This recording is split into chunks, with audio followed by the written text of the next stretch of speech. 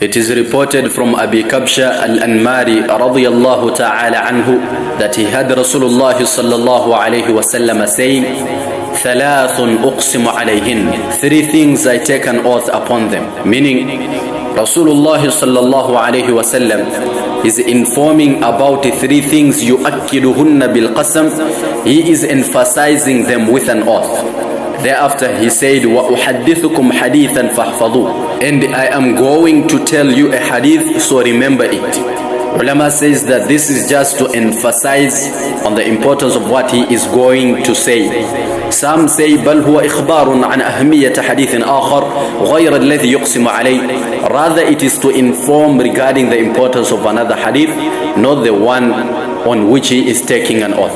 Thereafter Nabi of Allah sallallahu alayhi wa sallam informed them. He said, فَأَمَّا الَّذِي أُقْسِمَ عَلَيْهِنْ فَإِنَّهُ مَا نَقَصَ مَالُ عَبْدٍ مِّن صَدَقَةٍ. As for the things I am taking an oath upon them, is that the wealth of the servant never decreases because of charity. وَلَا ظُلِمَ عَبْدٌ مَظْلِمَةً صَبَرَ عَلَيْهَا إِلَّا زَادَهُ اللَّهُ بِهَا عِزًّا. And no servant is oppressed with any type of oppression, be it in action or speech, and he exercised patience upon it by forgiving and pardoning, except that Allah will increase him in honor through it.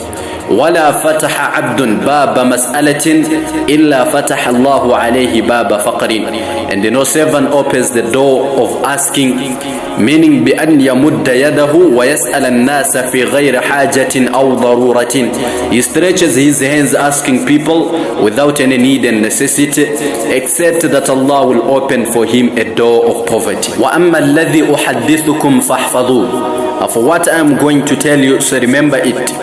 He said, إِنَّمَا الدُّنْيَا لِأَرْبَعَةِ نَفَرٍ. Dunya is only for 4 people. Meaning, in dunya lives 4 groups or categories of people.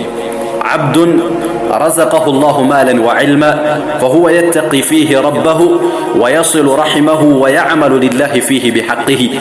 A servant whom Allah grants him wealth and knowledge, and he fears his Rabb with regard to them, and he joins his family ties, meaning he spends this wealth in kindness towards his relatives, and he does actions for Allah with the ilm and wealth by fulfilling its rights. Yani by spending wealth in such avenues which are pleasing to Allah. Example, إخراج زكاته, taking out its zakat. فهذا بأفضل المنازل, and this is the best of the ranks. يعني فهذا من ينال الدرجات العليا والثواب الجزيل. This type person will have high ranks and abundant reward. وعبد رزقه الله علما ولم يرزقه مالا فهو صادق النية يقول. And a servant whom Allah grants ilm and he does not grant him wealth, and he has good intention, saying لو أن لي مالا لعملت بعمل فلان. If I had wealth, I would have done like so and so person, meaning I would have spent it upon the poor people, and I would have joined my ties of kinship with it. فَأَجْرُهُمَا سَوَاءٌ. The reward of both of them will be the same. وَعَبْدٌ رَزَقَهُ اللَّهُ مَالًا وَلَمْ يَرْزُقُهُ عِلْمًا. And a servant whom Allah granted wealth and did not grant him ilm, فهو يتخبط في ماله بغير علم. يعني يصرفه في شهوات نفسه في المناهي والملاهي. And he tramples in his wealth without knowledge. He spends it in fulfilling the carnal desires, in prohibited acts, and in amusement. لا يتقي فيه ربه ولا يصل فيه رحمه. He neither have taqwa of his Rabb with regard to it, nor does he join his family ties with it. ولا يعمل فيه بحق, and he does not fulfill its rights. فهذا بأخبث المنازل. This type person shall have the worst position. Thereafter, Nabi of Allah sallallahu alayhi wa sallam mentioned the last type of people who live in dunya.